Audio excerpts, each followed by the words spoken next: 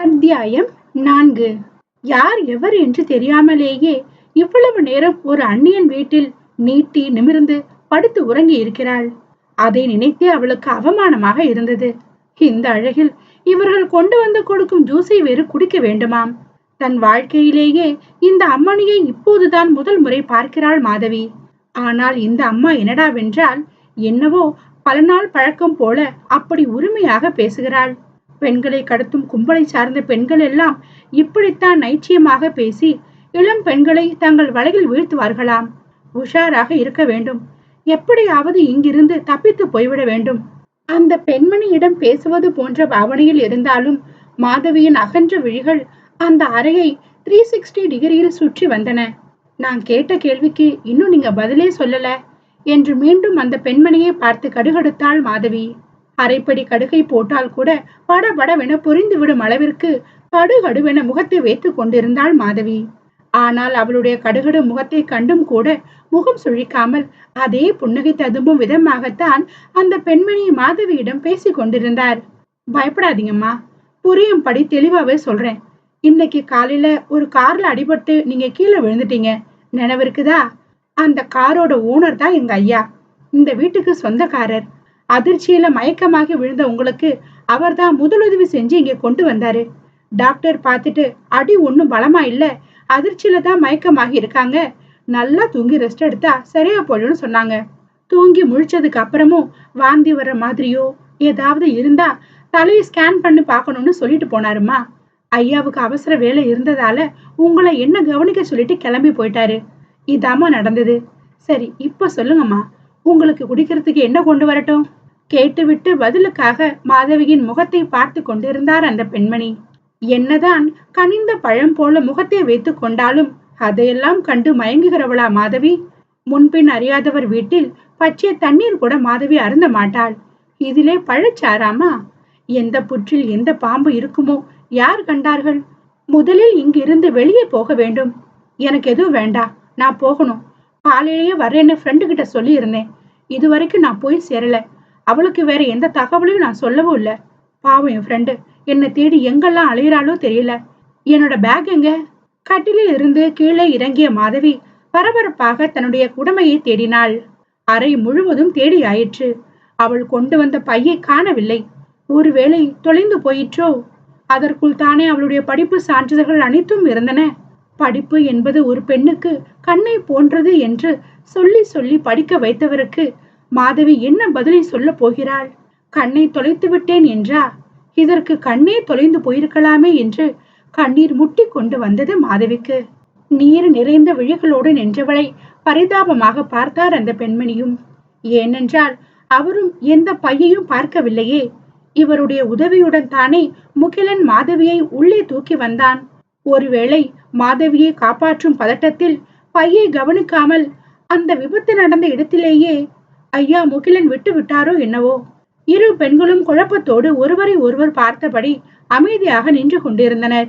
அப்போது அறை கதவை 2 முறை தட்டி தானும் அங்கே இருப்பதை உணர்த்தியபடி நிலைப்படையில் சாய்ந்து நின்ற அந்த நெடியவனை கண்டதுமே முகம் மலர்ந்தார் அந்த பெண்மணி. வாங்கய்யா, இந்த அம்மா ஏதோ பேக்க காணோன்னு தேடுறாங்க, என்னன்னு கொஞ்சம் கேளுங்க. நான் போய் உங்க 2 பேருக்கும் குடிக்கிறதுக்கு ஜூஸ் எடுத்துட்டு வரேன். மாதவியை அங்கே தனியே விட்டுவிட்டு வெளியே போய்விட்டார் அந்த பெண்மணி. மாதவிக்கு உள்ளூர பெரும் வியப்பு. வழக்கத்தை விட அதிகமாக விரிந்த அவளது விழிகளில் இன்னும் அதிகமான திகைப்பு. அந்த அம்மாள் வேறு வாய்க்கு வாய் ஐயா ஐயா என்று விழித்தாரா? இவளும் ஐயா என்றவுடன் தொந்தியும் தொப்பையுமாக ஒரு பாங்கிழடு வந்து நிற்கும் என்று எதிர்பார்த்தால் இப்படி ஒரு இளைஞன் வந்து நிற்கிறான். அதுவும் நிலைப்படியை இடித்துவிடும் வரை போல அவ்வளவு உயரமாக. ஒருவேளை இவனுடைய மனைவியும் இந்த அளவிற்கு உயரமாக இருந்தால் தப்பித்தாள். இல்லையென்றால் தினமும் இவனை நிமிர்ந்து பார்த்து பேசி பேசியே கழுத்து சுளுக்கு பிடித்து கொள்ளும். ஏன் அவ்வளோ ஆச்சரியமா என்ன பாக்குற? இதுக்கு முன்னாடி எங்கேயாவது பார்த்த மாதிரி தோணுதா என்று கேட்டான் அவன் சிரித்து கொண்டே. இல்லை என்பதாக தலையாட்டினாள் மாதவி. பை த பை, என்னோட பேரு முகிலன். இன்னைக்கு காலையில உங்களை கார்ல இடிச்சு தள்ளின புண்ணியவா நான் தான் என்றான் மீண்டும் அதே சிரிப்பு. நொடியில் தன்னை மறந்து விட்டாள் மாதவி. ஒரு ஆணின் சிரிப்பு இவ்வளவு வசீகரமாய் இருக்குமா? நீங்க சொன்ன விஷயத்துல ஒரு சின்ன திருத்தம். நீங்க எந்த தப்பு பண்ணல. நான் தான் வந்து உங்க கார்ல மோதிட்டேன். தேடி வந்த ஃப்ரெண்டோட பிஜி கண்ணில் பட்டதும் டிராபிக்க கவனிக்காம குறுக்க பாஞ்சிட்டேன். தவறு முழுக்க முழுக்க என்னோடதுதான். தயவு செஞ்சு நீங்க தான் என்ன மன்னிக்கணும் என்றால் மிகவும் மென்மையான குரலில். ஆனால் நேர் பார்வையுடன். அவன் அதற்கும் சிரிக்கத்தான் செய்தான். பிறகு, உன்னோட பேக் கார்ல பத்திரமா இருக்குது. நீ ரொம்ப டயர்டா இருக்க. கொஞ்சம் சாப்பிட்டா நல்லதுன்னு நினைக்கிறேன். வா, நிறைய இல்லாட்டியும் கொஞ்சமாவது சாப்பிடு. அப்போதான் தெம்பு வரும். அட்லீஸ்ட் உன் ஃப்ரெண்ட பார்த்ததும் ஆசையா ஓடி போய் கட்டி பிடிக்கிறதுக்காகவாவது உடம்புல தெம்பு வேணும் இல்லையா என்று அவன் மாதவியை சாப்பிட அழைக்க அவளோ பிடிவாதமாக மறுத்து விட்டாள். அத்தியாயம் 5. என்னென்னவோ சமாதானம் சொல்லி முகிலன் மாதவியை சாப்பிட அழைத்தும் பிடிவாதமாய் மறுத்துவிட்டாள். உங்களோட உபசரிப்புக்கு ரொம்ப நன்றி மிஸ்டர் முகிலன். பரவாயில்ல, நான் என் ஃப்ரெண்டோட பிஜிலேயே போய் சாப்பிட்டுக்கிறேன். என்னோட பேக்கை தந்தீங்கன்னா நான் கிளம்பிடுவேன். பாவம் சுனந்தா என்ன காணாம எங்கெல்லாம் தேடி அலையிறாளோ. முதல்ல அவளுக்கு நான் பத்திரமா இருக்கிற விஷயத்த சொல்லணும். உன் ஃப்ரெண்டு உனக்கு ஃபோன் பண்ணியிருந்தா.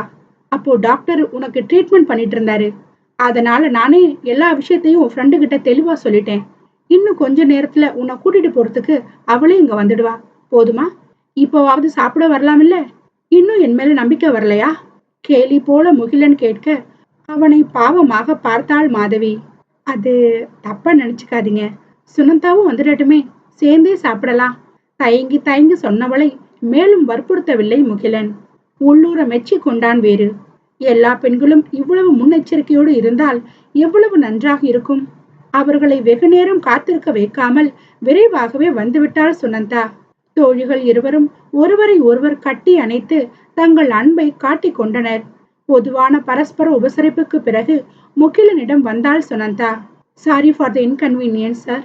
உங்களை யாருன்னு இவளுக்கு அடையாளம் தெரியல என்றவள் மாதவியை அருகே அழைத்து, இவர்தான் mister Mugilan, the famous cinema choreographer, நடன புயல் முகிலன். இவரை அடையாளம் தெரியலன்னா உன்னை எல்லாம் தமிழ்நாட்டை விட்டு நாடு கடத்தணுண்டி என்றாள் கிண்டலாக.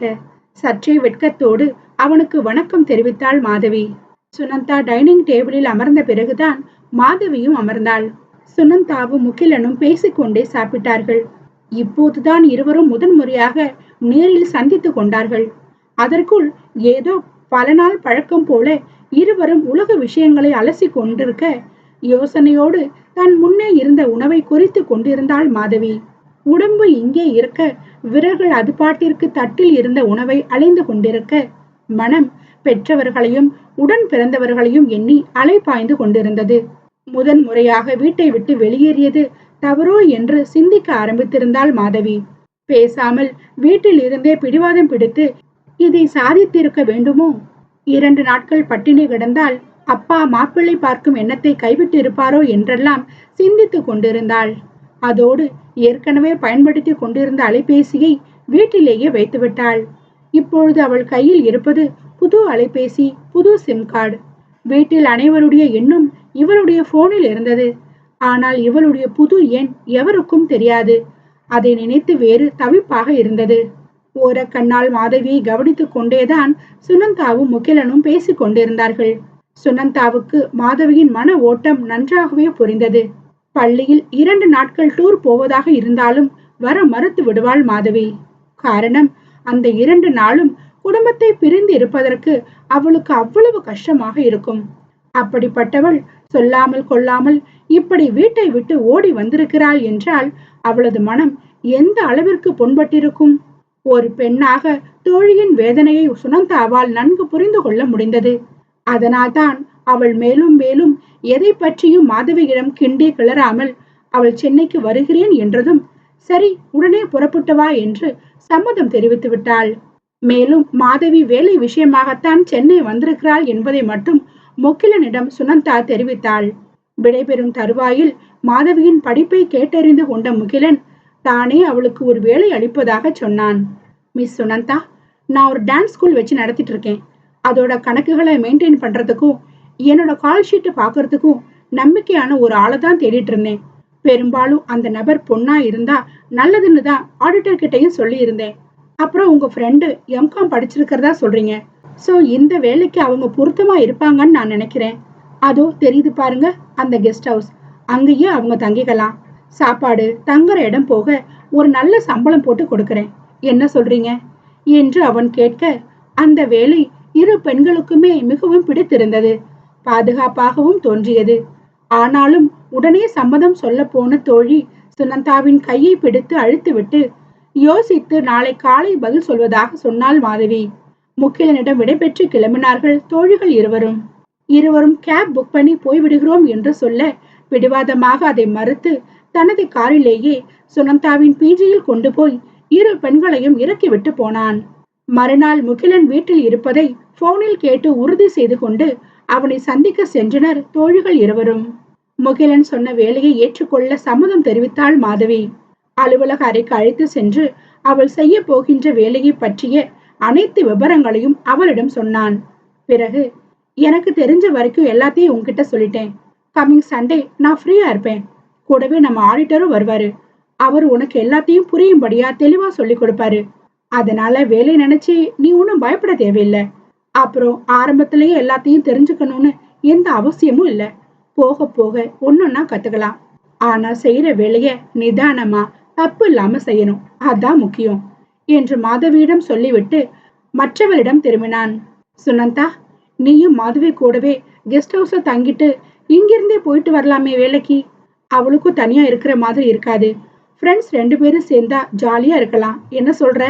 இப்படி எல்லாம் சொல்றதுக்கே ரொம்ப பெரிய மனசு வேணும் சார். ரொம்ப நன்றி. ஆனா என்னால மாதவி கூட தங்கிட்டு வேலைக்கு போயிட்டு வர முடியாது சார். உங்க வீட்டுக்கும் என்னோட ஆபீஸ்க்கும் இடையே கிட்டத்தட்ட 20 கிலோமீட்டர் இருக்குது சார். அப் அண்ட் டவுன் போயிட்டு வர்றதுக்குள்ள நொந்து நூடுல்ஸ் ஆயிடுவேன். இப்ப நான் தங்கி இருக்கிற பிஜி என்னோட ஆபீஸ்க்கு ரொம்ப பக்கத்துல இருக்கு. போயிட்டு வர்றதுக்கெல்லாம் அதான் வசதி. ஆனா கவலைப்படாதீங்க சார், வீக்கெண்டு கண்டிப்பா மாதவியை பார்க்க இங்க வந்துடுவேன். ஒரு புன்னகையுடனே காரண காரியங்களை தெளிவாக கூறி முகிலனின் வேண்டுகோளை மறுத்து விட்டாள் சுனந்தா. அதே சிரிப்புடன் அவனும் அதை ஏற்றுக்கொண்டான். அத்தியாயம் 6. அப்புறம் மாதவி, எப்போ வேலையில ஜாயின் பண்றதா இருக்க? இன்னைக்கே சேர்ந்துக்கிறியா, இல்லனா உனக்கு வேற ஏதாவது ஐடியா இருக்குதா என்று மாதவியை பார்த்து முகிலன் கேட்க, இன்னைக்கே வேலையில ஜாயின் பண்ணிக்க எனக்கு எந்த அப்செக்ஷனும் இல்லை சார். நான் வேலையை தொடங்க ரெடியா தான் இருக்கேன். ஆனா நாங்க 2 பேரும் சேர்ந்து இப்போ கொஞ்சம் வெளியே போகணும். ஊரை சுத்தி பார்க்கன்னு தயவு செஞ்சு தப்பா நினைச்சுக்காதீங்க சார். வீட்டுல இருந்து வரும்போது வெறுமனே குளிச்சுட்டு போடுறதுக்கு ஒரு செட்டு துணி மட்டும்தான் சார் எடுத்துட்டு வந்தேன். வேற எதுவுமே நான் எடுத்துட்டு வரல. எல்லாமே இங்க வந்து வாங்கிக்கலான்னு வந்துட்டேன். அதனால எனக்கு தேவையான ட்ரெஸ்ஸஸ் அப்புறம் கொஞ்சம் இம்பார்ட்டன்ட் திங்ஸ் எல்லாம் வாங்கணும். அதெல்லாம் வாங்கிட்டு நேரா இங்கே வந்துடுவேன், சரிதானே? பட்டாம்பூச்சி இமைகளை படபடவென அடித்து கொண்டு அவள் கேட்க, அதை பார்த்து கொண்டிருந்த முகிலனுக்கு பேச்சு மூச்சு மொத்தமாய் மறந்து விட்டது. சரி சரி, ஆனா இருட்டுறதுக்கு முன்ன வீட்டுக்கு திரும்பி வந்துடணும். இந்த சென்னை மாநகரம் உங்க தென்காசி மாதிரி இல்ல, புரியும்னு நினைக்கிறேன். அக்கறையோடு எச்சரிக்கை செய்து இரு பெண்களையும் அனுப்பி வைத்தான் முகிலன். ஆனால் மாதவியை பொறுத்தவரை இந்த அறிவுரைகள் எதுவுமே அவளுக்கு சொல்ல தேவையில்லை. கருமமே கண்ணாக வேலையை முடித்து கொண்டு சட்டென்று வீடு திரும்பத்தான் எப்போதுமே மாதவி விரும்புவாள். அவளை பொறுத்தவரை வீடுதான் அவளுக்கு எல்லாமாக இருந்தது. கிட்டத்தட்ட சொர்க்கம் போல. அப்பா அம்மாவும் அண்ணனும் அண்ணிமார்களும் அண்ணன் பிள்ளைகளும் செல்ல சண்டைகளும் கூச்சலும் குழப்பமும் சின்ன சின்ன கட்ட பஞ்சாயத்துகளும், அதற்கெல்லாம் மாதவிதான் தலைவி வேறு. அண்ணன் மக்களுக்கு பஞ்சாயத்து பண்ணி அவர்களை சேர்த்து வைப்பது அவளுக்கு ஒரு சுகமான பொழுதுபோக்கு. ஆனால் கடந்த சில காலமாகத்தான் அந்த வீடு அவளுக்கு நரகமாகி விட்டது. அதாவது எப்போது அந்த கிராதகன் அவர்கள் வீட்டிற்குள் நுழைந்தானோ அப்போதிலிருந்து. அவன் என்னவோ நன்றாகத்தான் இருக்கிறான், அவளைத்தான் நரகத்திற்குள் தள்ளி விட்டு விட்டான். இதில் வேதனை என்னவென்றால், நடந்த சம்பவத்திற்கும் மாதவிக்கும் கடுகளவு கூட சம்பந்தம் இல்லை. ஆனால் தண்டனை முழுக்க அவளே அனுபவிக்கும்படி ஆயிற்று. இருந்தாலும் அதற்கும் ஒரு வரைமுறை இருக்கிறதல்லவா? எவ்வளவு அடித்தாலும் தாங்குவதற்கு அவளுடைய இதயத்தை மட்டும் என்ன இறைவன் இரும்பில அடித்து வைத்திருக்கிறான். தாங்கவே முடியாமல் போனதால் தானே வீட்டை விட்டு வெளியேற முடிவு செய்தாள். இதோ வீட்டை விட்டு வந்து முழுதாக ஒரு நாள் ஓடி போயிற்று. அடுத்த நாளும் இனிதே தொடங்கி விட்டது. முகிலன் பார்ப்பதற்கும் பழகுவதற்கும் நல்லவனாகத்தான் தெரிகிறான். இந்த வேலையை அவனுடைய மனதுக்கு நிறைவாக செய்து இப்படியே காலத்தை தள்ளிவிட்டால் கூட நன்றாகத்தான் இருக்கும். ஆனால் அப்பா விடுவாரா? விடமாட்டார். சரி, அவர் தேடி வரும் வரையாவது நிம்மதியாக இருக்கலாம் என்று எண்ணிக்கொண்டாள் மாதவி. மாதவிக்கு தேவைப்பட்ட உடைகள், அதை தவிர அத்தியாவசியமான பொருட்கள் என்று அனைத்தையும் வாங்கி கொண்டு மதியமே வீடு திரும்பி விட்டனர் பெண்கள் இருவரும். இருவரும் முகிலன் வீட்டிற்கு வந்தபோது அவன் வீட்டில் இல்லை. வெளியே எங்கோ சென்றிருப்பதாக உள்ளே இருந்து வந்த பெண்மணி சொன்னார். அவர் பெயர் யசோதா என்றும் முகிலன் வீட்டில் சமையல் வேலை செய்பவர் என்றும் மாதவியிடம் தன்னை அறிமுகப்படுத்திக் கொண்டார். மேலும் அந்த பெண்மணிதான் நேற்று மாதவியை பக்கத்தில் இருந்து கவனித்துக் கொண்டவர். யசோதாவே மாதவியை அழைத்து கொண்டு வந்து அவளுக்கென்று ஒதுக்கப்பட்டிருந்த அந்த கெஸ்ட் ஹவுஸில் விட்டு விட்டு போனார். முறையாக பராமரித்து வந்ததால் கெஸ்ட் ஹவுஸ் தூசி தும்பு இல்லாமல் மிகவும் சுத்தமாகவே இருந்தது. யசோதா சாப்பிட சொல்லி மிகவும் வற்புறுத்தியும் கேளாமல் வந்த உடனே கிளம்பி விட்டாள் சுனந்தா. அலுவலகத்தில் பாதி நாள் தான் லீவு சொல்லியிருக்கிறாளாம். எனவே வாங்கி வந்த பொருட்களை எல்லாம் அந்தந்த இடத்தில் அடுக்கிவிட்டு வியர்வை கசகசப்பு நீங்க குளிக்க போனாள் மாதவி. ஷவரை திறந்து விட்டு ஆனந்தமாக ஒரு குளியல் போட்டாள். குளித்து முடித்து துடைப்பதற்கு டவலை எடுக்கையில் வெளியே அழைப்பு மணி சத்தம். தலையை துவட்டாமல் வெறும் டவலை மட்டும் கட்டிக்கொண்டு வெளியே வந்தாள். எல்லாம் அந்த சமையல்கார அம்மாவாகத்தான் இருக்கும். ஏற்கனவே 2 முறை சாப்பிட அழைக்க வந்தார். இது 3ஆம் முறை. குளித்துவிட்டு சாப்பிட வருகிறேன் என்று சொல்லிதான் அனுப்பி இருந்தாள். அதற்குள் என்ன அவசரமாம்? வேலைக்கு சாப்பிடவில்லை என்றால் வெந்த சோறெல்லாம் மறுபடி அரிசி ஆகிவிடுமா? இல்லை சாம்பாரில் கிடக்கும் காய்கறிகள் எல்லாம் பறந்து போய் மறுபடி ஃப்ரிட்ஜுக்குள் உட்கார்ந்து விடுமா? எரிச்சலாய் முணுமுணுத்துக் கொண்டே கதவை திறந்தவள் வாசலில் முகிலனை காணவும் ஐயோ என்ற கதவுக்கு பின்புறம் மறைந்து கொள்ள அவனும் சாரி சாரி என்று சொல்லிக்கொண்டே வேறு புறம் திரும்பிக் கொண்டான். விழுந்தடித்துக் கொண்டு மறுபடியும் உள்ளே ஓடி மார்போடு கட்டி இருந்த டவலை அவிழ்த்து போட்டுவிட்டு அவசரமாய் ஒரு நைட்டியை மாட்டிக்கொண்டு வந்து கதவை திறக்க உள்ளே வந்தான் முகிலன்.